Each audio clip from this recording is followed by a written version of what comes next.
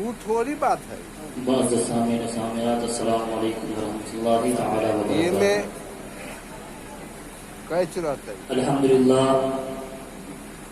الحمدللہ نحمده ونستعینه ونستغفره ونؤمن به ونتوکل علیہ ونعوذ باللہ من شرور انفسنا ومن سیئات اعمالنا من يهده الله فلا مضل له ومن يضلل فلا هادي له ونشهد ان لا اله الا الله واشهد ان سيدنا ومولانا ومجانا ومعوانا وملجانا وطبيبنا وقلوبنا ورسولنا ومولانا وجاننا وغوثنا وغياثنا ومغيثنا وخليلنا ووكيلنا وكفيلنا ونبينا محمدا عبده ورسوله. اما بعد فاعوذ بالله من الشيطان اللعين الرجيم بفضل بسم الله الرحمن الرحيم. اطيعوا الله واطيعوا الرسول لعلكم ترحمون. وجاء في الحديث وقال النبي صلى الله تعالى عليه وسلم الموت تحفة المؤمنين. صدق الله العظيم وصدق رسوله النبي الأمين المطير المبين الكريم. ونحن على ذلك من الشاهدين والشاكرين والحمد لله رب العالمين. حضرات، ہر آنے والا افراد و اشخاص اس بات سے بخوبی آشنا ہے کہ حسب روایت سابقہ عالی جناب عبدالجبار صاحب حیدری اپنے دولت قدے پر ذکر شہداء کربلا نیز اپنی اہلیہ محترمہ کے ایثار ثواب کی مناسبت سے محفل پاک کا انعقاد کیا. مسرت و شادمانی کی بات یہ ہے کہ آج اس نورانی اور حقانی بزم مصطفیٰ میں ہم سب کے مرکز عقیدت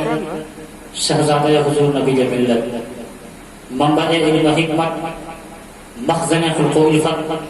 تاجدار فصاحت نقیب الاولیاء حضرت علامہ و مولانا الحاج الشاہ ڈاکٹر سید ناہید احمد صاحب اللہ حضر القادری مدثر لہ العالی و نورانی صاحب سجادہ خانقاہ عالیہ حیدریہ حسن پورہ شریف سیوان کو مدعو کیا. حضور نقیب الاولیاء اس دعوت کو قبول کرتے ہوئے شرف قبولیت سے نوازتے ہوئے اس محفل پاک میں تشریف لے آئے. بس کچھ ہی گھڑی میں ہم سب کی نگاہوں کے سامنے حضور نقیب الاولیاء کا پاکیزہ چہرہ ہوگا اور ہم تمام اپنے ماتھے کی نگاہوں سے حضور نقیب الاولیاء علامہ الحاج الشاہ ڈاکٹر سید ناہید احمد صاحب اللہ مدثر لہ العالی و نورانی کے نورانی اور پاکیزہ چہرے کی زیارت کر کے اپنے قلوب و اذہان کو منور و مجلہ و مصفا فرمائیں گے. حضرات، یہ حسب روایت خاندانی آپ سبھی جانتے ہیں کہ آج سے ماضی قریب میں حضور نبی ملت اپنے حیاتی ظاہری میں جب تک تھے اس دولت قدے پر آیا کرتے تھے اور اپنے قدوم میمنت لزوم سے اس دولت خانے کو شرفیابی فرمایا کرتے تھے اور ہم تمامی حضور کے پاکیزہ چہرے کی زیارت کیا کرتے تھے. لیکن غم و اندوہ کے وہ بادل ٹوٹے کہ ہم تمامی اس قدم قدوم میمنت لزوم سے محروم ہو گئے اور حضور نبی ملت ہمیں یتیمی کا سایہ دے گئے. اللہ رب العزت کی بارگاہ عالیہ میں دعا ہے کہ خالق کونین ہم سب کے برکت عقیدت حضور تاجدار نعیم روحانیت آفتاب شریعت ماہتاب طریقت آبرو سنیت مرشد حقانی عکس لاسانی حضور تاج الاولیاء علامہ الحاج الشاہ سید نبی احمد صاحب اللہ القادری چشتی صابری احمدی علیہ رحمہ و رضوان کے درجات کو بلند فرمائے. حضور کی روحانی فیض و برکات سے ہم سب کو مالا مال فرمائے. ابھی بھی جو لوگ ادھر ادھر بیٹھے ہیں آئے ہوئے چاہے وہ مہمانان ہو چاہے وہ باشند لگانے پتھرا بڑا پورا ہو، اگر میری آواز آپ کی پاکیزہ سماج سے ٹکرا رہی ہو تو تو میں آپ سے مؤدبانہ محبتانہ گزارش کروں گا کہ جتنی جلد ہو سکے محفل پاک میں آنے کی زحمت گوارا کریں، کیونکہ تھوڑی ہی دیر میں حضور نقیب اولیاء کی آمد ہونے والی ہے۔ لہٰذا آپ تمامی حضرات سے میں گزارش کروں گا کہ محفل پاک میں آنے کی زحمت گوارا کریں اور ثواب دارین حاصل کریں۔ اللہ تبارک و تعالی اپنی کلام بلیغ میں ارشاد فرماتا ہے اطیعوا اللہ و اطیعوا الرسول لعلکم ترحمون، اطاعت کرو اللہ کی اور اطاعت کرو رسول وقار سرور کونین صلی اللہ تعالی علیہ وسلم کی۔ کیوں؟ لعلکم ترحمون، تاکہ تمہارے اوپر رحم و کرم کیا جائے۔ اطاعت خدا بندی و اطاعت مصطفی جب آپ کریں گے تبھی جا کے آپ کے اوپر رحم و کرم کیا جائے گا۔ جب تک آپ اللہ اور اس کے رسول سرور کونین صلی اللہ علیہ وسلم کی اطاعت نہیں کرتے ہیں تب تک آپ کے اوپر رحم و کرم کا کوئی سوال ہی نہیں پیدا ہے۔ ہر وہ انسان کہ دل میں یہ خواہش ہوتی ہے کہ رب قدیر کی رحمتیں ہمارے ساتھ حال ہے، جہاں بھی رہیں، جس خطے میں رہیں، جس گوشے میں رہیں، جس حال میں رہیں، جس پریشانی میں رہیں، جن مصائب و آرام سے بھی دو چار ہو رہے ہیں، ان مصائب و آرام کے درمیان رب قدیر کی رحمتیں ہمارے شامل حال رہے۔ جب رب کی رحمتیں، رب کی برکتیں جب ہمارے شامل حال رہے گی، ہماری تمام مصیبتیں، ہماری تمام پریشانیاں ہم سے الگ ہوتی ہوئی نظر آئے گی۔ لیکن جس انسان کے دل میں یہ خواہش ہو کہ ہمارے مصیبتوں میں، ہماری آفتوں میں، ہماری بلاؤں میں، ہماری روزمرہ کی زندگی میں رب قدیر کی رحمتیں، رب قدیر کے رحم و کرم ہمارے اوپر ہو، ہمارے شامل حال ہو، تو اس کے لیے ضروری ہے کہ وہ اللہ اور اس کے رسول کی اطاعت کرے۔ جب تک وہ اللہ اور اس کے رسول کی اطاعت نہیں کرتا، اللہ اور اس کے رسول کی جب تک اطاعت نہیں کرتا، اس کے اوپر رحم و کرم کا کوئی سوال ہی پیدا نہیں ہوتا۔ اطاعت کرتے کسے؟ اطاعت سمجھنا ہے کہ اطاعت کہتے کسے؟ اطاعت کہتے ہیں عام فہم لفظ میں کسی انسان کو کاپی کرنا، اس کے اقوال و افعال کو، اس کے روزمرہ کی زندگی کو کاپی کرنا۔ مثال کے طور پر حضرت کی اطاعت کرنی ہے، حضرت کی پیروی کرنی ہے، تو حضرت کو ہم دیکھیں گے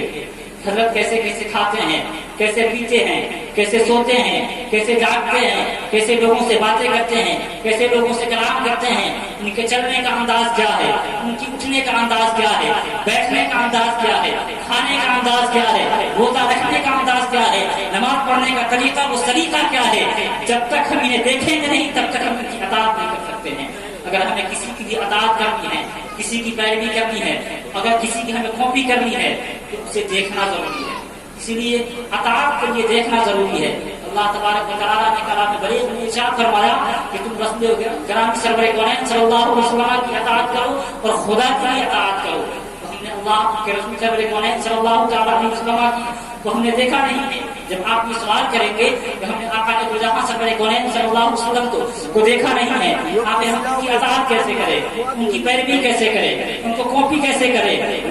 ان کی روزمرہ کی زندگی کو اپنے روزمرہ کی زندگی میں کیسے اتاریں، کیسے ڈھالیں۔ جب علماء کرام سے آپ یہ سوال کریں گے تو آپ کو یہی اکابرین و مشائخین اور علماء کرام آپ کو جواب دیتے ہوئے سنائیں گے۔ آپ کو کس نے کہہ دیا کہ ہم نے اللہ کے نبی کو نہیں دیکھا ہے؟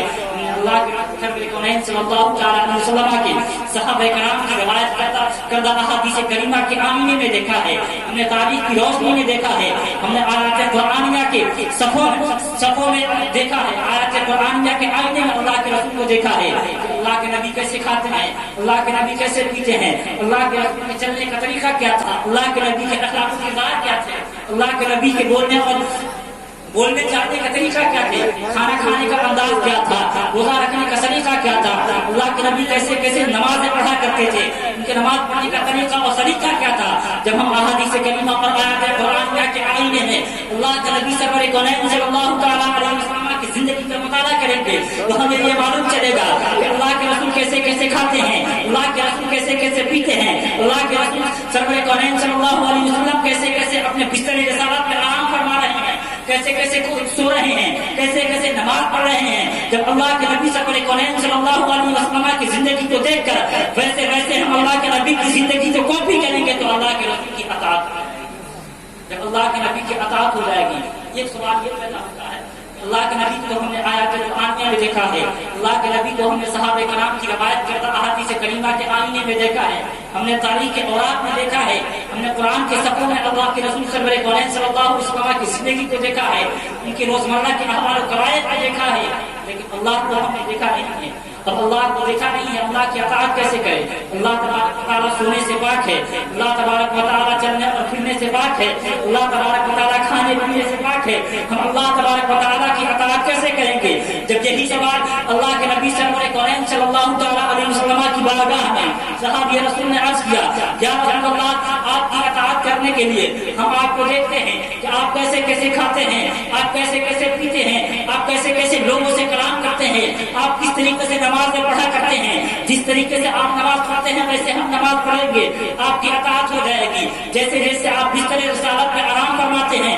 ویسے ویسے ہم اپنے گھروں میں جا کر نیند کی حالت میں آرام فرما لیں گے، ویسے سنیں گے آپ کی اطاعت ہو جائے گی۔ جیسے جیسے آپ کھانا کھاتے ہیں ویسے ویسے ہم کھانا کھا لیں گے، آپ کی اطاعت ہو جائے گی۔ لیکن اے میرے آقا عالم صلی اللہ علیہ وسلم، اللہ تبارک و تعالیٰ کھانے سے پاک ہے، رب قدیر سونے سے پاک ہے، رب قدیر لوگوں سے باتیں کرنے سے پاک ہے، رب قدیر چلنے اور پھرنے اور ٹہلنے سے پاک ہے، ہم اللہ تبارک و تعالیٰ کی اطاعت کیسے کریں گے؟ تو اللہ کے نبی سرور کونین صلی اللہ علیہ وسلم فرماتے ہیں، اے میرے پیارے صحابہ سنو، اسے گھبرانے کی ضرورت نہیں ہے، بخاری شریف کی حدیث پاک ہے، من اطاعنی فقد اطاع اللہ، من عصانی فقد عصى اللہ، جس نے میری اطاعت کی اس نے خدا کی اطاعت کی، جس نے میری نافرمانی کی خدا کی نافرمانی۔ اب اللہ کو اس کے رسول کی اطاعت کیسے کرنی ہے میں بات چل گیا۔ اطاعت ہوتا کیا ہے، اطاعت چاہتے کسے ہیں یہ بھی تک معلوم چل گیا۔ لیکن آپ تاریخ کے صفحوں میں دیکھو، جب تک ہم اطاعت خداوندی اور اطاعت مصطفی کے کو عملی جامع بناتے رہے، ہم جس خطے میں رہے، جس گوشے میں رہے، جس مسائل پر آرام سے دوچار ہوتے رہے، رب قدیر کی رحمت ہماری شامل رہی، جس خطے میں رہے ہماری کامیابی کا خطبہ پڑھا جاتا رہا، ہم جس جہاں بھی گئے ہماری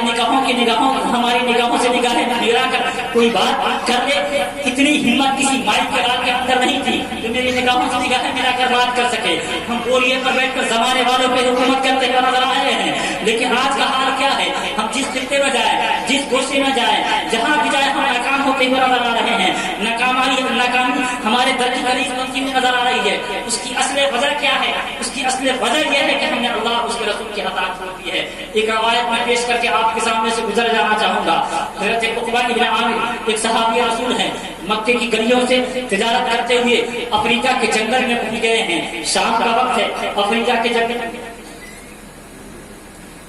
جنگل میں پہنچے ہیں، شام کا وقت ہے، افریقہ کے جنگل کی طرف اس خیال سے بڑھتے ہیں کہ آج رات اسی جنگل میں گزاریں گے، جو ہی صبح کی سفیدی میں مدار ہوگی اپنی سامان تجارت کو اپنے اونٹ پر باندھیں گے، اپنے سواری کو سوار کریں گے، پھر مکے کی گلی کی طرف نکل جائیں گے تجارت کرتے کرتے۔ افریقہ کے جنگل کے جو ہی جنگل کی طرف بڑھے ہیں، ایک یہودی اپنے چھت کے اوپر سے دیکھ رہا تھا۔ وہ یہودی اپنے غلام کو بھیجا اور جب بولا کہ جاؤ پوچھو یہ کون ایسا شخص ہے جو جنگل کی طرف جا رہا ہے، یہ جنگل کی طرف جائے گا، رات کی تاریخی جو ہی اپنے کرب شباب پہ آئے گی، درندے آئیں گے، اسے چیڑ پھاڑ لیں گے، اسے اپنا لقمہ بنا لیں گے، اس کی زندگی موت میں تبدیل ہو جائے گی۔ وہ غلام دونوں پر آتا ہے، جناب عقبہ بن عامر سے پوچھتا ہے تم کون ہو، کہاں سے آئے ہو، اس جنگل کی طرف کیوں جا رہے ہو؟ جناب عقبہ بن عامر فرماتے ہیں میں مکے کا رہنے والا ہوں، میں ایک چھوٹا سا تاجر ہوں اور ایک چھوٹا سا مسلمان ہوں، اور میں جنگل کی طرف اس لیے جا رہا ہوں کہ آج رات میں اس جنگل میں گزار سکوں،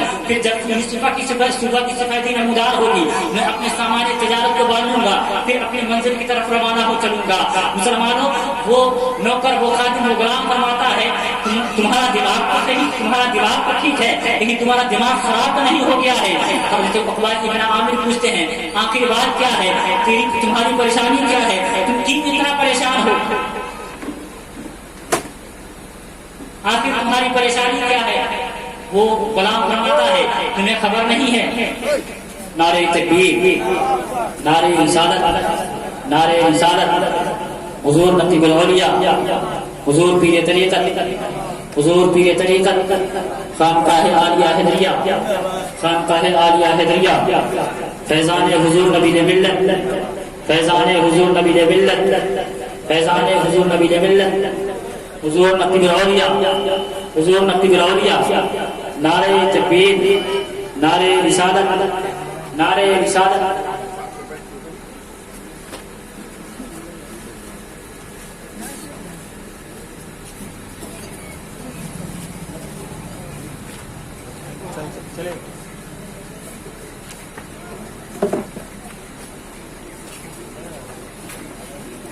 رب قدیر